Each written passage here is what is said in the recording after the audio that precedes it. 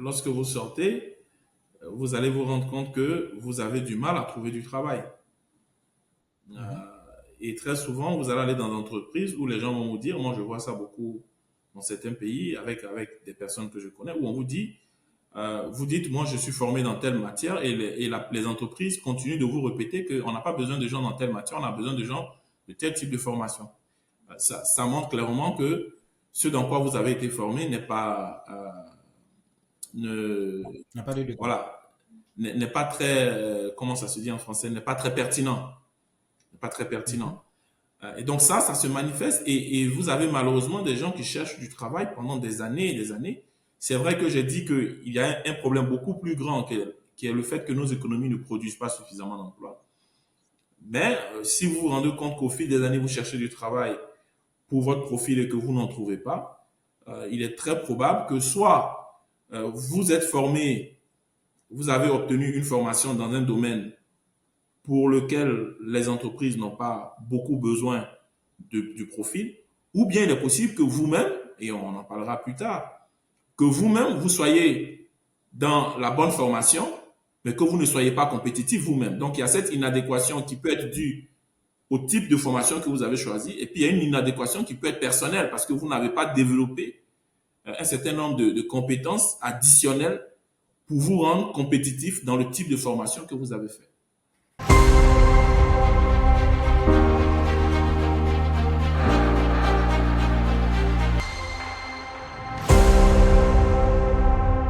Bonjour à tous et bienvenue dans notre podcast Éducation. Aujourd'hui, nous avons l'honneur de recevoir le docteur Abou Gomez. Il est représentant résident du FNI au Gabon. Donc, avec lui, nous allons parler de l'inadéquation formation-emploi. C'est aujourd'hui un phénomène qui est sorti des théories pour se retrouver dans la vie active des étudiants partout dans nos pays en Afrique subsaharienne. On peut vivre les effets néfastes de ce phénomène d'inadéquation formation-emploi. Et donc, avec lui, nous discuterons de comment est-ce que ce phénomène se présente dans nos différents pays. Nous parlerons aussi des possibles solutions, aussi bien à court terme, à moyen terme qu'à long terme. Et le niveau d'action, que ce soit au niveau des étudiants eux-mêmes, au niveau des institutions de formation, que de l'État qui est vraiment à tout le système éducatif dans nos différents pays. Bienvenue sur Éducation, cher aîné. Je te laisse te présenter. D'accord, merci. Merci déjà, Sosten, de l'occasion que tu m'offres de faire ce podcast avec toi. Je suis Dr Gomez Agou, je suis représentant résident du FMI au Gabon. Je suis un ancien de l'NCA. Je pense que c'est par là que j'aurais dû commencer, un ancien de l'NCA, donc ingénieur sacien économiste année 2007. Je suis un produit de l'école publique ivoirienne, donc je fais mes études de lycée à Beauville, où j'ai obtenu Mhm. mon bac C, mention bien. Ensuite, j'ai fait 2 années de classe préparatoire à l'Institut national polytechnique Houphouët-Boigny de Côte d'Ivoire, à Yamoussoukro. Et puis par la suite, j'ai fait 3 années de formation d'ingénieur statisticien économiste, qui est en réalité une formation de master en statistique et en économie. Je fais ça pendant 3 ans. Ensuite, j'ai travaillé 6 mois comme assistant du ministre à la bonne gouvernance en 2007. Puis par la suite, j'ai travaillé pour 5 ans comme économiste pays pour le FMI à Abidjan. Par la suite, Mhm. j'ai démissionné. Je suis allé étudier à Harvard Kennedy School of Government, où j'ai fait un master en politique publique et développement international pendant 2 ans. Et puis, bon, j'ai travaillé entre les 2 années pour la Banque mondiale comme consultant en Indonésie. Et puis, par la suite, après la formation à Harvard, j'ai rejoint le FMI. J'ai re-rejoint, je dirais, le FMI en 2014, où je suis depuis. Donc, dans ma qualité de fonctionnaire du FMI, je travaillais pour le département du Moyen-Orient et de l'Asie centrale, donc, y compris comme économiste principal pour la Tunisie.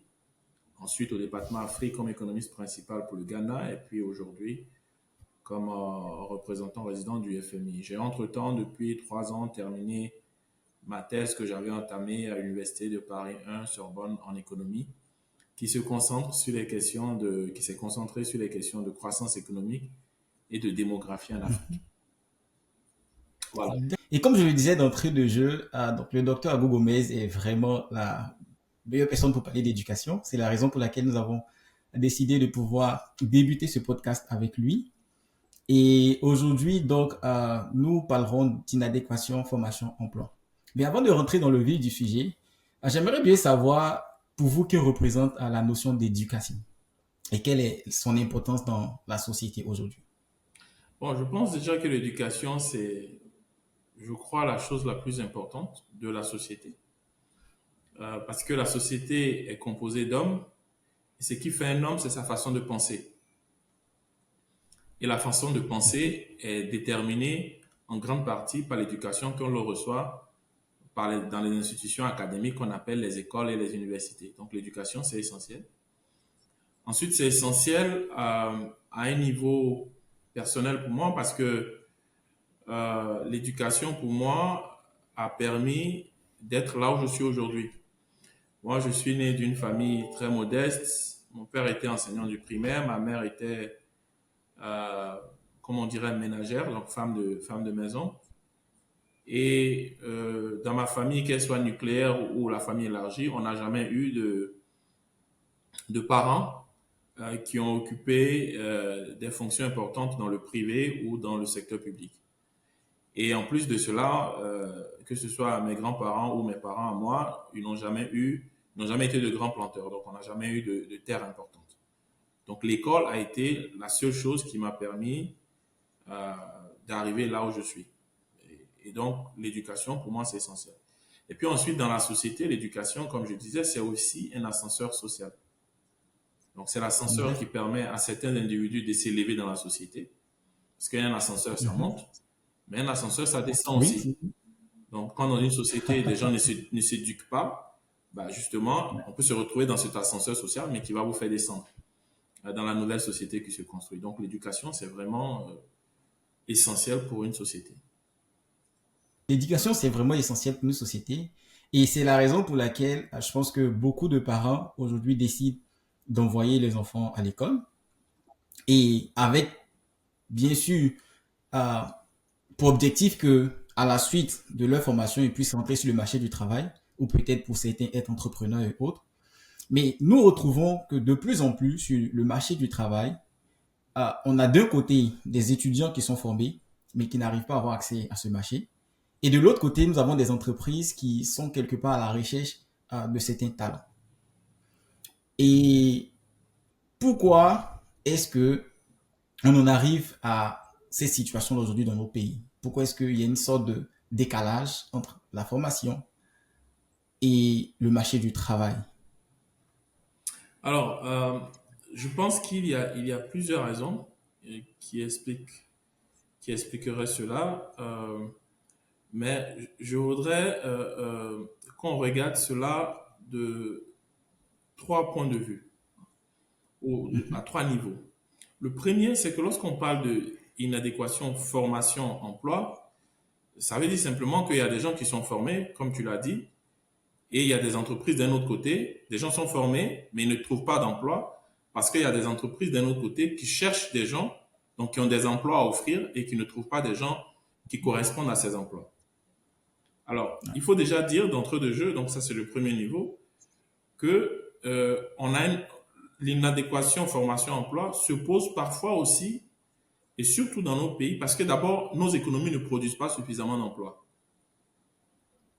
Parce qu'on peut, lorsqu'on parle de formation inadéquation formation-emploi, on peut avoir l'impression qu'on a beaucoup d'emplois d'un côté pour lesquels les gens ne sont pas formés, et on a beaucoup d'étudiants d'un autre côté qui n'arrivent pas à rentrer dans ces emplois. Mais il faut dire d'abord que, au niveau global, nos économies ne produisent pas beaucoup d'emplois.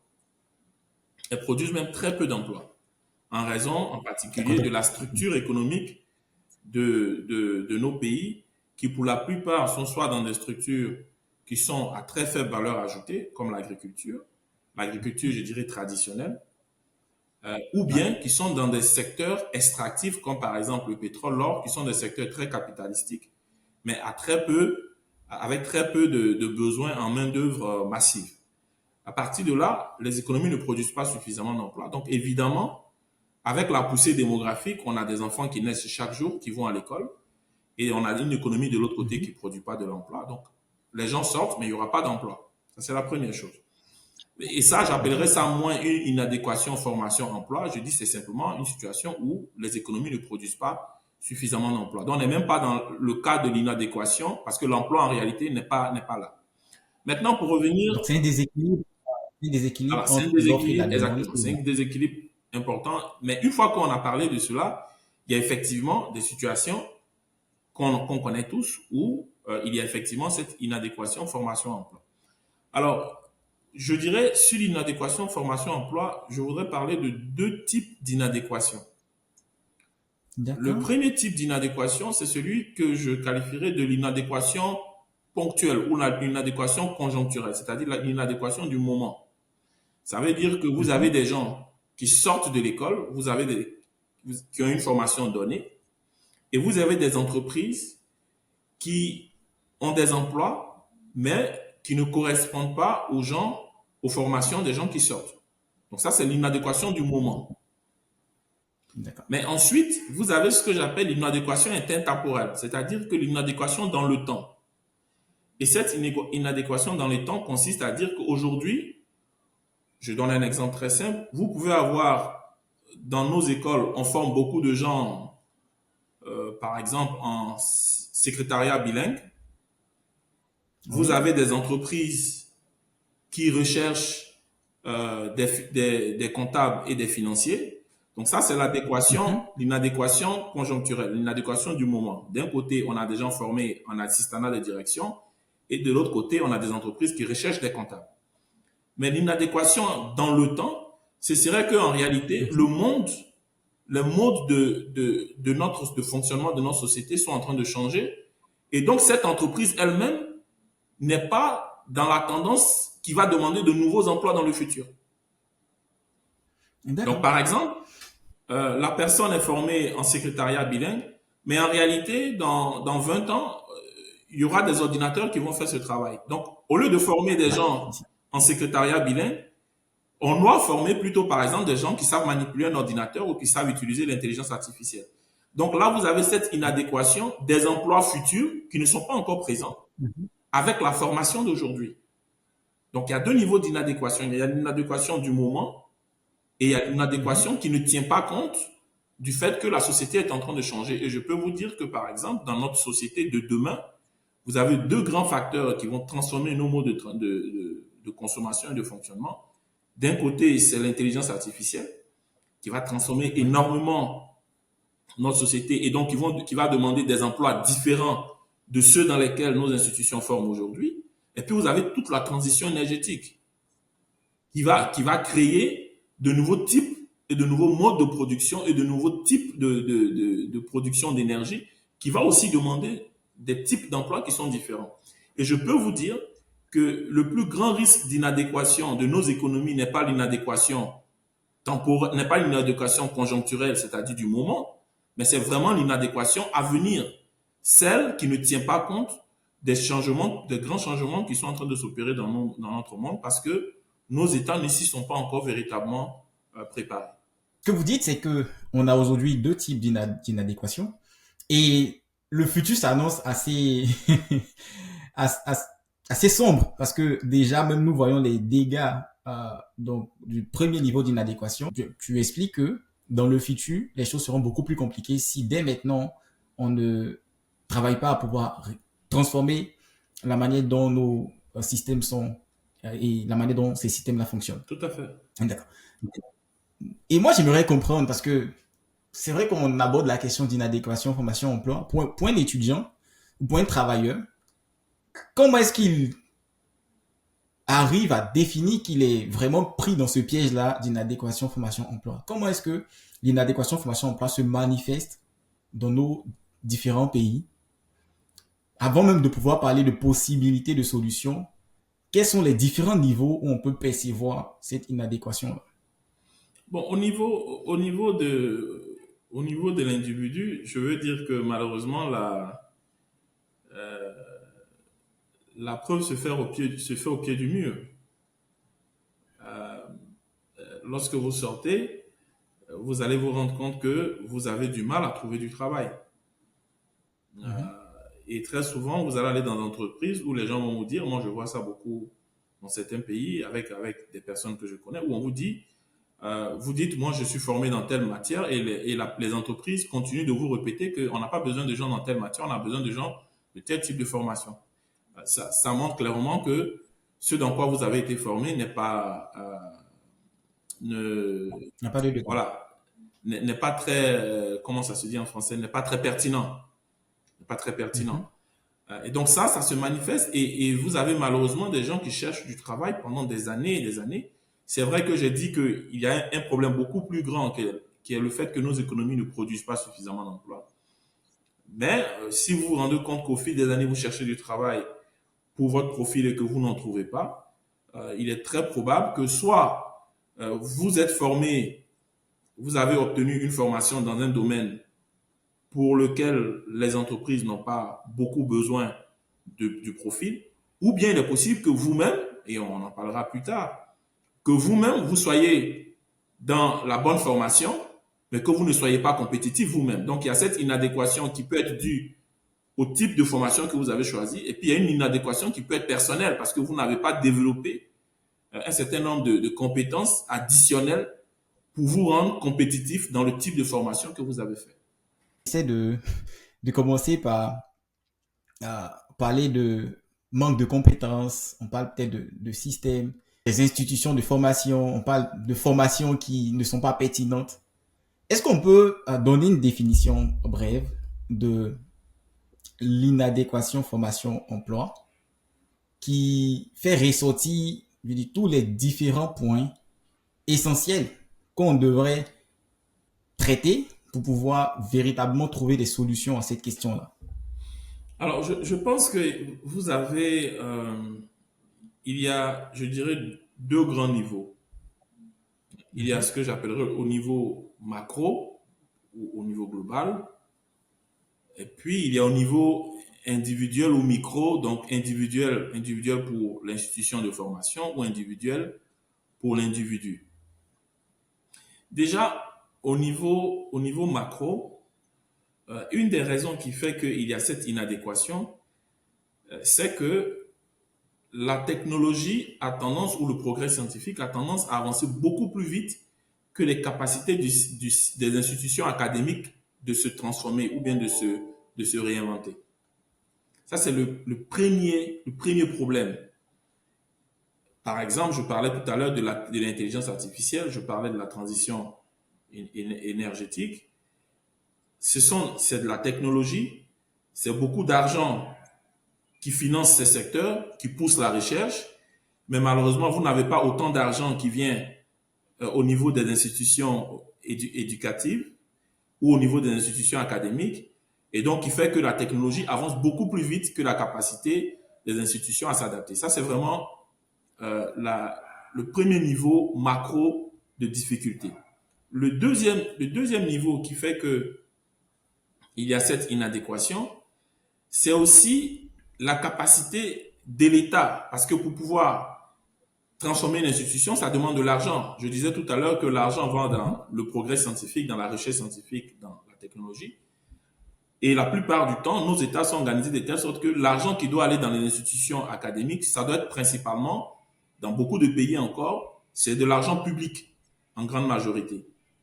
Or, nos Oui. États sont dans des situations économiques qui sont parfois très délicates. Donc, elles ne peuvent pas, au regard des besoins de développement, mettre suffisamment d'argent qui permettrait de garder cette proximité avec l'évolution de la technologie dans les institutions académiques. Ensuite, il faut dire aussi que même si l'État a un peu d'argent, il y a aussi la poussée démographique qu'on oublie très souvent. En Afrique subsaharienne, on est 1,2 milliard de gens. Le taux de croissance démographique en Afrique subsaharienne, c'est environ 2,7% par an. Ça veut dire quoi? Ça veut dire que, à minima, chaque année, on a environ 30 millions ou 32 millions de gens qui naissent en Afrique subsaharienne. Ouais. 30 millions de gens, c'est toute la population de la Côte d'Ivoire avec un autre tout petit pays qu'on ajoute dessus. Ça veut dire que, en attendant de vouloir transformer les institutions, il faut que nos États en Afrique subsaharienne soient capables chaque année de trouver des salles de classe pour 32 millions de gens. Et ça demande, ça bouffe une bonne partie des ressources financières de l'État, qui fait donc que on n'a pas encore, on ne peut pas trouver après cela suffisamment d'argent pour réinventer ces institutions. Et puis ensuite, vous avez le dernier niveau macro, c'est qu'il y a une déconnexion entre le monde académique et le monde professionnel. Ce sont deux mondes qui ne se parlent pas assez. Je parle ici de l'Afrique subsaharienne. C'est deux mondes qui ne se parlent pas assez. Et dans d'autres parties du monde, vous avez des professeurs qui, après quelques années dans l'académie, deviennent des professionnels. Ouais. Et vous avez des professionnels qui, parce qu'ils sont bien formés à la base, au bout de quelques années dans le monde professionnel, deviennent des membres du monde académique. Et donc, il y a ce brassage de savoir et de savoir-faire qui fait que celui qui était parti du monde académique repart plus tard pour pouvoir enseigner, et celui qui était dans le monde professionnel part après dans le monde académique. Donc, il y a ce canal de transmission des besoins et des savoirs. On n'a malheureusement pas cela dans beaucoup de pays africains où les systèmes sont trop rigides qui font qu'on n'a pas ce bon mix-là. Ça, c'est au niveau macro. Maintenant, après, au niveau micro, vous avez plusieurs raisons. La première, c'est que je pense que il n'y a pas, lorsque vous prenez une institution moyenne académique dans nos pays, l'institution en termes de personnel enseignant est restée trop académique. Donc vous avez très peu de gens, vous prenez une institution normale, vous avez très peu de gens qui ont travaillé dans le secteur privé ou qui travaillent encore. Donc ça signifie que il n'y a pas cette transmission de savoir au niveau de l'institution. Ça, c'est la première chose. La deuxième chose, c'est que ces institutions-là, même lorsqu'elles n'ont pas suffisamment de personnel qui viennent du secteur professionnel, elles ne prennent pas langue avec le monde professionnel pour savoir de quoi a-t-on véritablement besoin. On a souvent tendance à garder le même type de curriculum pendant des années. Il y a très peu de révisions et de mises à jour qui se font. Et donc ça aussi, ça fait que les programmes changent très peu au niveau individuel. Et puis il y a l'individu. Il y a cette croyance très forte parfois au niveau de ceux qui apprennent que la formation telle que reçue à l'école suffit. Ouais. Alors que si on est d'accord avec les deux précédentes raisons que j'ai évoquées au niveau individuel, la formation telle que reçue à l'école ne peut pas suffire.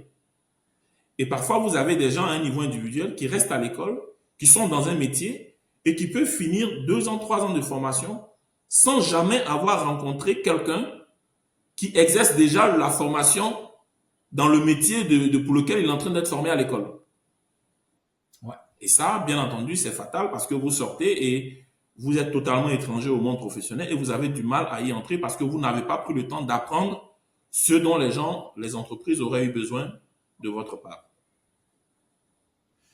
Ok, donc en fait, le problème, il se situe à tous les niveaux, que ce soit au niveau de l'État. C'est qu'aujourd'hui, par exemple, les étudiants ne peuvent pas accuser l'État parce qu'ils ont leur part de responsabilité, comme vous l'avez dit en dernière position. On ne peut pas accuser les instituts de formation parce que même si on reconnaît, moi je prends l'exemple d'Abidjan, qu'il y a des instituts de formation qui sont quand même, on met sur le thème de école boutique, parce qu'on sait très bien qu'ils ne donnent pas vraiment de la formation aux gens.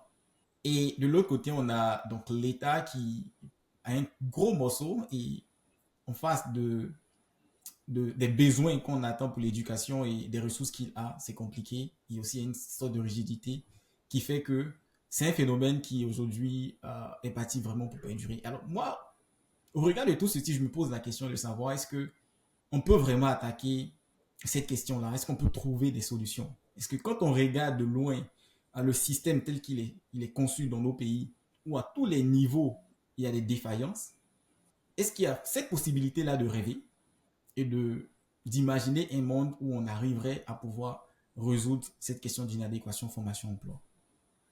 Je pense que tout problème a toujours une solution. c'est la nature humaine qui est comme ça. Là où les hommes créent des problèmes et ces mêmes hommes ont toujours des solutions à ces problèmes. Je pense qu'il existe des solutions, mais ce sont des solutions qui vont prendre du temps.